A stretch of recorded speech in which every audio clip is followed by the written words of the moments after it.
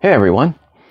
In a previous video about drilling holes in stones and such, I talked about using a pump drill, and I got some questions as to what a pump drill was. Well, today I'm going to show you what a pump drill is, how to make one, and why you need one.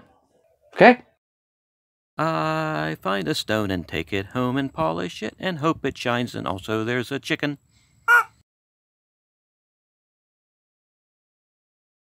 Hey everyone, this is Clayton, and like I said, today I'm going to show you how to make a pump drill and explain to you why you need one. So if you've never heard of a pump drill, it's a very ancient tool and it works exceptionally well. And I think the only reason we don't have them anymore, well, we have them, but they're not widely used, let's put it that way. I think the only reason they're not widely used is because of how convenient these little boogers are. Okay? So, what happens to these little boogers when, the battery no longer works? Just like this one. The battery is shot. Kaput, dead. Woo! Gone. So you either just chuck the thing out or keep it for spare parts. And that's a good thing you kept it, because I'm going to use this to make a pump drill. Now, first thing I got to do is get this chuck off, because this is a very important part of a pump drill. And the way to do that is you put one of them giant Allen wrenches that you never ever use ever, but you have them cluttering up your toolbox. Okay, you put one of those in there, and these things actually screw off in almost every instance. So just give that a nice whack. And look at that. Ain't that amazing?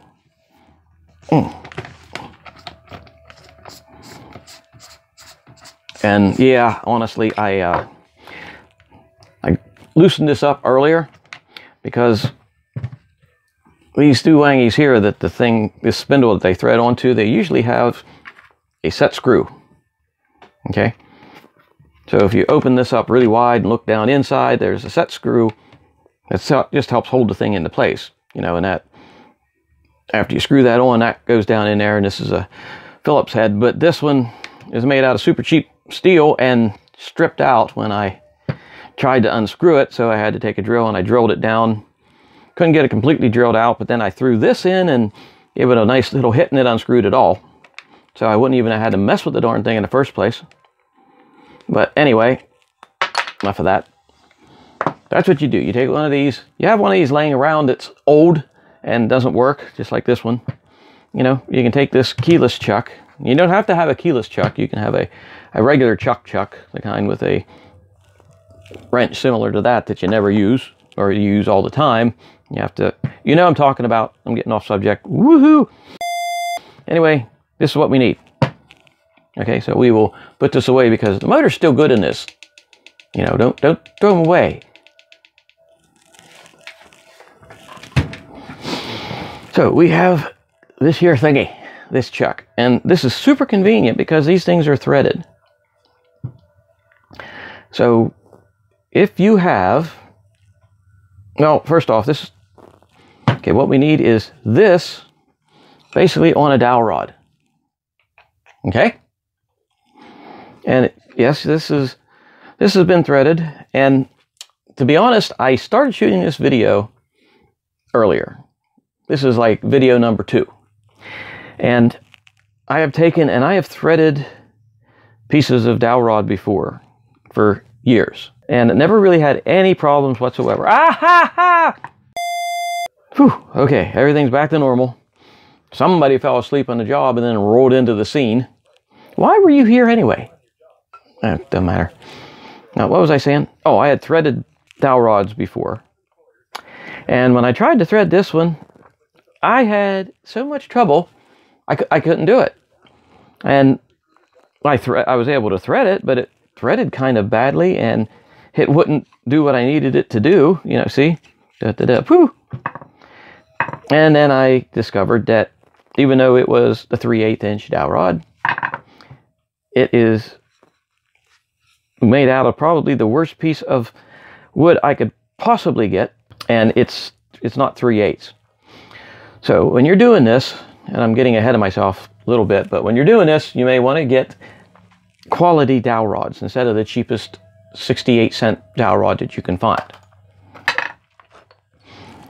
Here was one of my dop sticks, and I threaded that to meet in here. This was a 3/8 inch drill. That drill that's now laying down there is a 3/8 inch drill. You can get 3/8, half inch, quarter inch drills. It usually means how big the spindle shaft is coming out. So this was a 3/8 drill, and I got a 3/8 dowel rod. And I threaded it. And as you can see, this is the experiment I did. I threaded it, and it holds really well on this side. And it holds really well on this side too. And so what, you say? Well, I used 2 different ways to thread this, which I'm going to show you. Okay, so what you need next is a dowel rod about 13, 14 inches long. And I recommend not cutting it to length first, in case you have this same issue where it won't thread properly, and then you got a short dowel rod.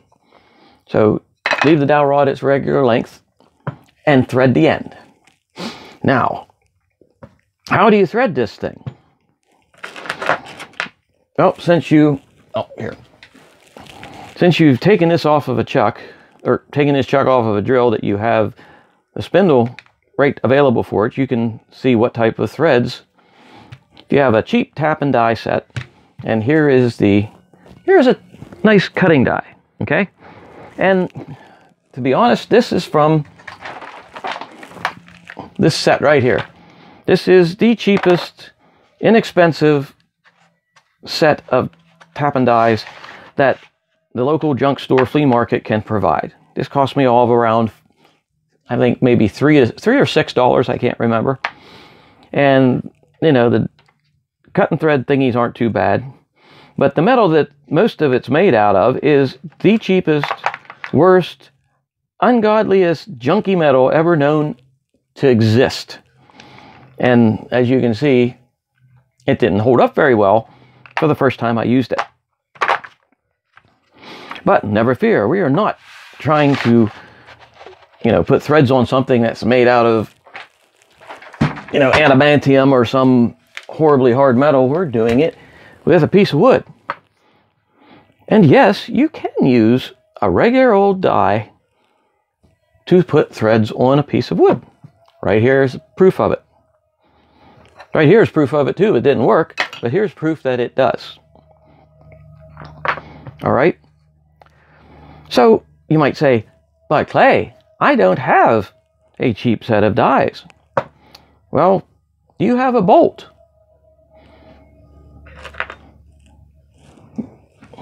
Here's a bolt. Here's a bolt that is the same thread as this spindle. Okay, screws right on there. So if you have this, it's really easy. You can, run down to the hardware store and find the proper size bolt to fit on there, which I can't get it on. Okay, so maybe you don't have this. Well, all you need is one of these. And I will get to that in a minute. We shall put this right off to the side so we don't forget. Everybody hold that. All right, I have here a piece of oak dowel rod. Woohoo, yeah, look at that. This is a really nice looking piece of oak. Okay, and I started to thread this already to make sure that it would work for the video. I started to thread this already with this die. And I will thread this end with this die so that you can see how to do it. Now, it's very easy. You get a rasp or a file or a piece of sandpaper, and just right along the end, just round that edge over a little bit, because it'll make it easier for the die, or whatever that's called, that thread cutting thingy, to catch. And there is a starting side and whatever to this. You can see that these ends are, whoa, these are bent down a little bit to receive the edge of the metal stock or whatever you're using. So just put this on here, and it would be a little bit easier if I had the thing to put this thing in. But since it's laying in there in pieces, I'm just going to have to do it by hand. Actually, I have a pair of pliers here when it starts to get tough. Okay, so it takes a little bit of piddling around to get that started.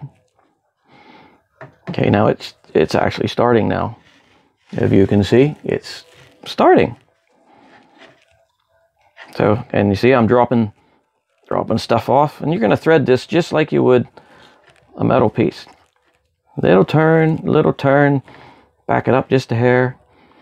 I don't suggest taking it off completely because you don't want to risk cross-threading it by putting it on a little bit wonky. Okay, you see now this is turning fairly easy. I can turn this with my hands. Now see, we're almost in through the die. It is starting to get a little tough. So, da-da-da. I'm going to get this, and I'm going to start turning. Pipe wrench works really well for this too, because you don't have to worry about the pipe wrench. Well, the pipe wrench goes one direction and holds tightly. So you see, this is going fairly easy.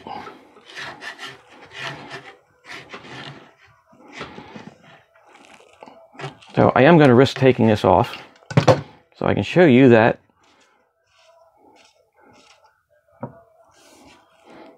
Look at this. This is actually threading. What do you think of that? Did you ever think that it would do that? The first time I ever did it, I didn't think so either. I was sort of amazed. And if all goes well, this will start threading down into that. And look at that.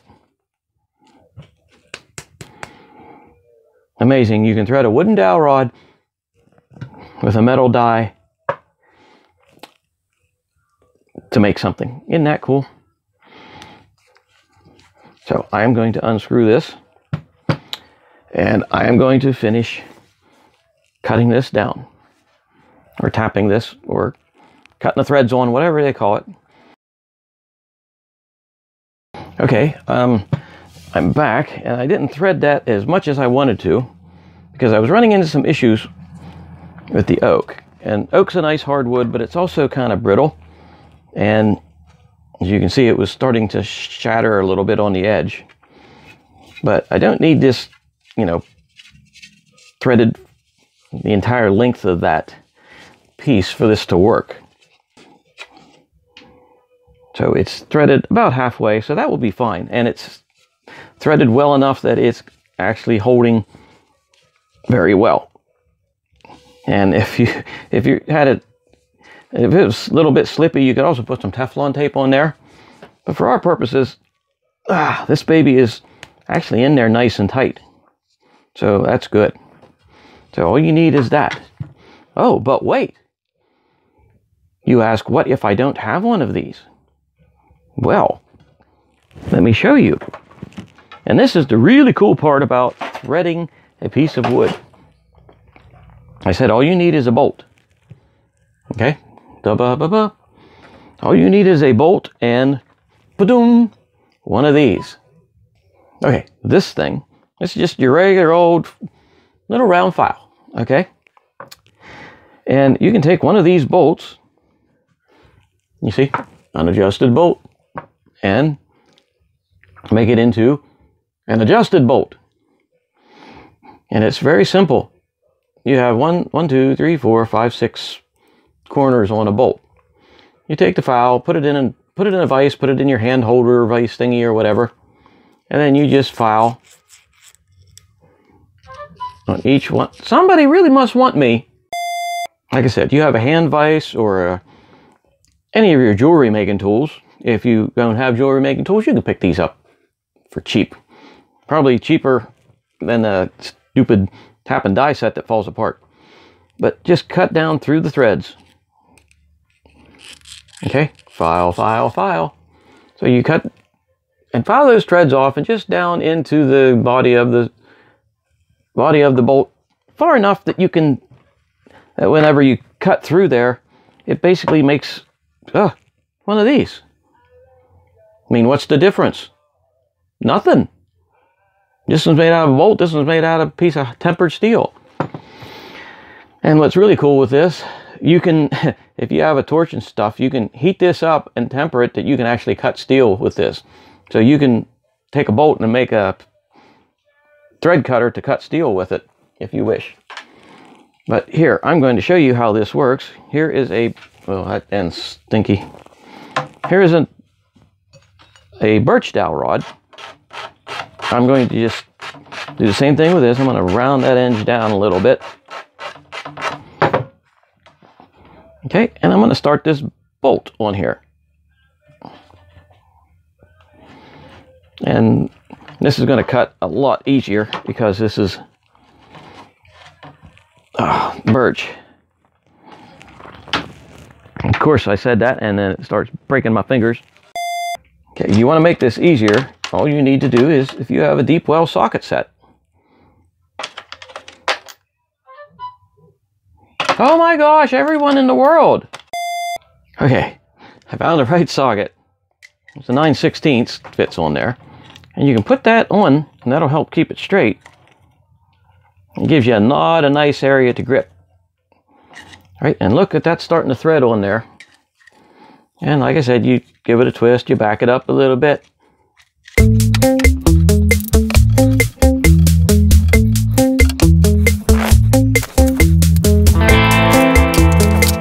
Alrighty, I've threaded this, oh, start from now. Okay, I've threaded this a little ways. I was having a little bit of trouble with this stuff splintering, and I looked at them like, what in the world's going on? And I realized this is what the problem is. I'm almost positive. This is a poplar dowel rod. The dowel rods I had before, like this one that I did the experiment on, this is birch. Okay, this is a different type of hardwood. Poplar is a good wood, but I don't think it has the integrity it needs for something like this. But as you can see, this still is threading on there tight enough that, yeah, that would work. Okay, so you may not be able to thread it down as far as this, because this is a birch dowel, I'm almost positive. And the same way with this, you may not be able to thread it too far, but you don't need to have it threaded to death, you know. So we are going to stick with this oak dowel because I want to. Okay, I'm back, and I cut this dowel rod down to the size I wanted, which is I think 13 inches. And I didn't bother showing you that because you didn't need to laugh at me struggling to cut the darn thing. But the next step is to put this shear dowel rod into the chuck. Okay, so we are in there nice and tight. And we have a fairly, you know, we got a chuck on the end of a spindle. Whoop-dee-doo. Okay, so there's two things we need yet to do. One is we need to have a cross piece on here. And I happen to have a cross piece almost ready to go. Now, I picked this piece of pine, this is a piece of pine, and it doesn't have to be extremely wide, but you want it wide enough because you're going to drill a hole in here and it's going to slide up and down this. Okay? And I chose this piece of pine because the color of the pine contrasts nicely with this deeper, richer color of the oak. So if any of you watch this channel frequently, you'll know, and you'll just realize that I told a lie. I chose this piece of wood because it was the piece that was sitting on top of the scrap pile. That's how it works. Okay, so I need to find the center of this baby. So we've got 10 inches. Dun, da, da, da. Get the blue marker of destiny out here. So half of 10 is 4.8? 5 inches. Okay, we got 5 inches, and it's 1.5 inches wide, so that will be 3/4 of an inch. Be right there. So here and here, there is our center. You know, and this is not exceptionally important. Okay, and we also need another mark. Let's go 1/4 of an inch. 1/4 of an inch. And center again, which is 3/4. So right there. Ooh, I was right on.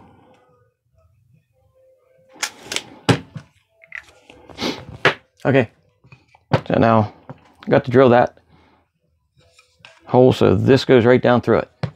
And 2 smaller holes over here. Okay, be right back. Okay, I've got, put that out of there. I have the hole drilled in there. And as you can see, this is what we've got. This is going to pass freely up and down on this shaft. Yeah, you may need to, sand it out a little bit bigger because you want it to move very freely, because you're going to be doing this type of motion to this here booger. Okay, and we're just about done. A lot of times, depending on how you make it, you need to have a flywheel down here. And that's just a rounded piece of heavier material, originally made out of stone, and it would set here, and that helps add weight to this so it'll spin. But I'm thinking I might be able to get away with just this chuck end one here. So we're going to find out. So, oh, I forgot to put holes. I have to put holes in here, right there and there. So let me drill some holes in there and I'll be right back. Okay, holes are in. And as always, be careful when you're drilling out towards the end of something like this, because you can split it really easy. Okay, this thing's coming together very nicely. All right, now I need to get some string and put across from here to here. And I've got some binder twine. Why binder twine? Because it was the first thing on the pile of discard scraps that I could pick up. Well, no, actually it's because I couldn't find anything that was not stretchy. And you don't really want something stretchy for this. Like Mason's twine, that might work, but it's going to stretch a little bit, and you really don't want that. So I also I drilled a small hole up in the top here. Okay, and I'm going to take the binder twine, boop, and run it through the, oh, good grief, that's going to be fun.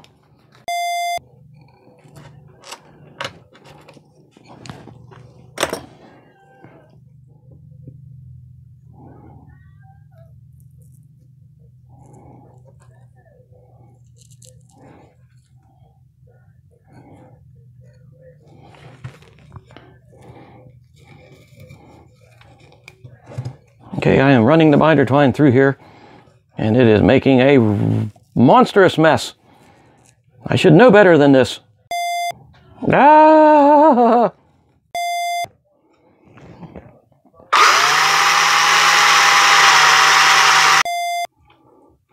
Ah! For future reference, binder twine is not an exceptionally good medium to use on this.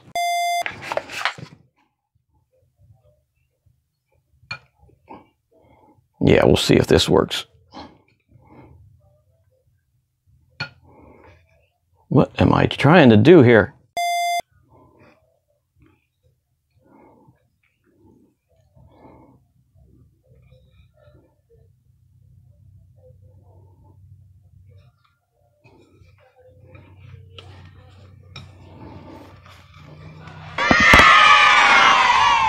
Okay, that'll work. Hooey. Okay, so you find the middle of the piece of string, twine, whatever garbage you used. Okay, oh, that's convenient, right on the green.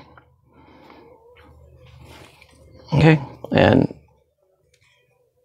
give this a nice tie around there like that. Whee! Ah, and you know what? I forgot to put this on. Holy mother of... God, take this stupid thing off the end. Huh?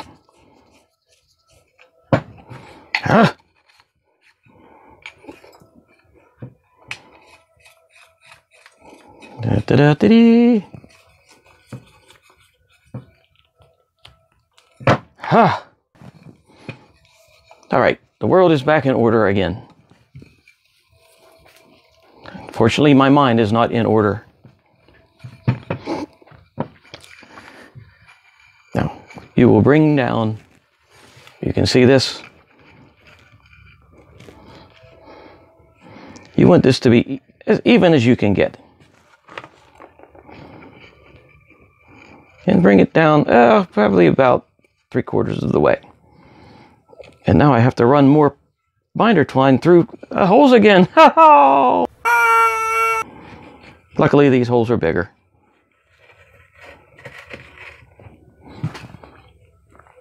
Now, when you're making your own,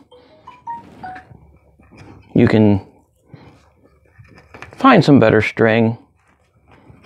You know, maybe plan ahead more for this.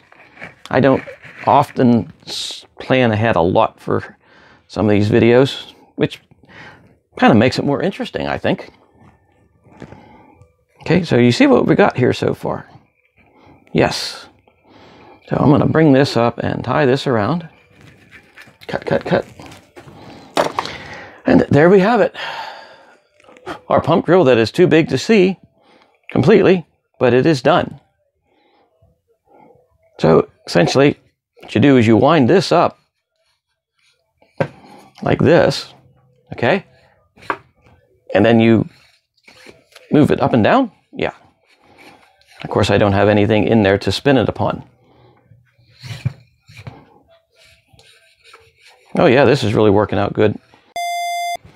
Okay, I put a drill bit in here, and I have a piece of wood, and the way this works is you put this like that here, and you wrap this up on the shaft like that, and then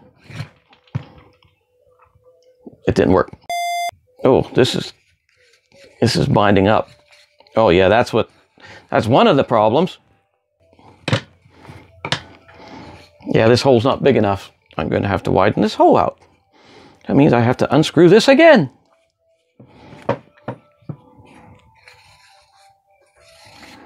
And I can't take that off because it's tied. Bugger. Okay, I got that hole drilled and widened out bigger. And I believe that's what the problem was. It was just way too tight. So, like I said, you twist this up on here. And then I have a drill bit in there. And you're going to be able to see like a... Well, I'll see if I can get it going here first. Oh, wow. That really worked well. Okay, you can see I am drilling. You see that? Woo-hoo-hoo-hoo-hoo!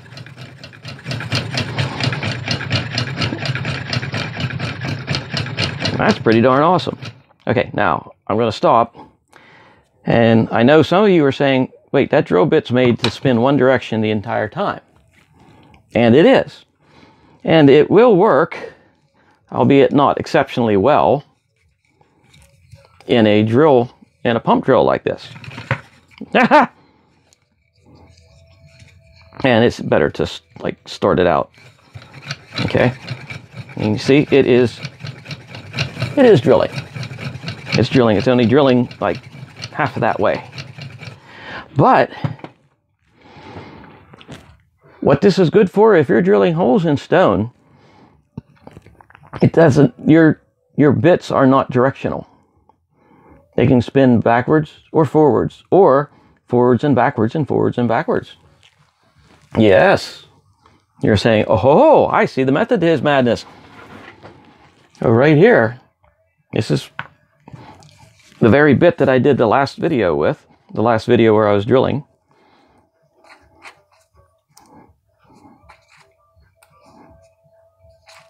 You put one of these in here,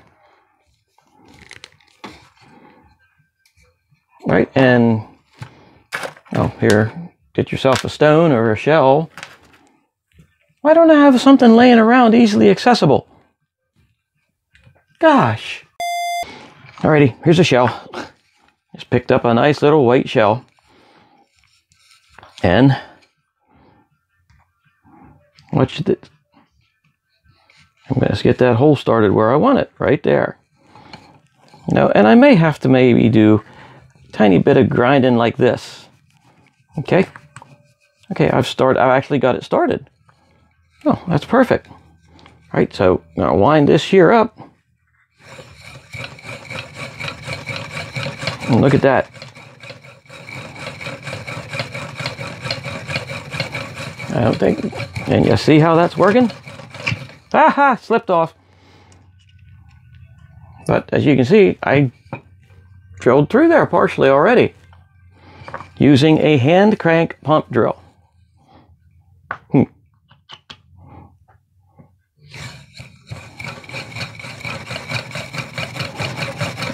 And what's really cool is you can use little short strokes like this. You know, and this isn't creating a lot of friction either, nor is it creating a lot of dust. So you can probably drill without even water on this, because that's not even, yeah, that's not even warm. But that is drilling through there very nicely. And I just have to give it a little tiny twist to get it going. So I only have to go little tiny short strokes like that, back and forth, back and forth, back and forth. Or do much longer ones if I want to. So if you're doing delicate work, something like this can be very useful.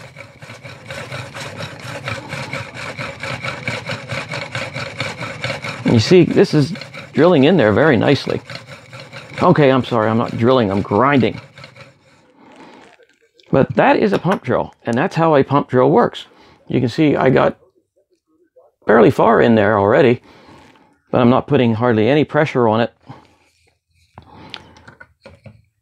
You know, give it a little twist like so, and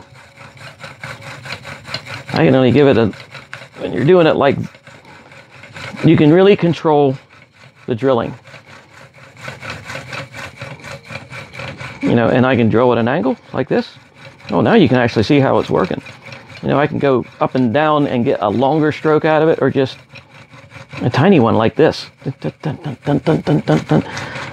This is actually a very versatile piece of equipment. And if I'd be doing this normally, I would like be, well, here, and it would be in front of me so I could drill it comfortably. Whereas I'm trying to do it this way, it's sort of sideways and off kilter so you can see what is going on. But that is a pump drill. And that is how easy it is to make a pump drill, even though that was actually kind of frustratingly difficult with everything that happened. But you can see where it wouldn't be hard to make one of these. And I mean, it doesn't require any electricity. It requires a minimal amount of skill to create it. I mean, probably the most difficult part, if you don't have a tap or a die or whatever what the heck is this thing called? Anyway, if you don't have one of these, you can make one of these. I mean, this literally took me, I think, 15 minutes to make, and I wasn't even going fast. You can buy one of these chucks. Chucks at a hardware store, drillless or the keyless chuck. And if you sat down and actually decided to make one of these pretty, you know, you could make this cross piece nice. And with this heavy chuck, you don't need the flywheel that some of them have on it. And you can see, and I can do this without water. It probably would work better with water, because water it does help lubricate. It does help lubricate and keep down the dust, but there's not much dust here. And also the flywheel adds some extra weight to it, so I'm not putting a whole lot of pressure on there, even though I am getting, you know, I am getting some grinding done. So anyway, this is a pump drill. This is how you make one. And there's another YouTuber, ClickSpring. The name of his channel is ClickSpring, and he makes a pump drill out of brass. Watch his channel. There's some pretty good stuff on there. But he makes one of these. He casts the brass for the the flywheel and everything himself. And if you get on there and look, you'll see it's really interesting. So there's your pump drill. There's what you can use it for. And Jared, that's what a pump drill is. So thanks for spending some time with me, and make one of these yourself. You need a little frustration in your life. Have a good evening.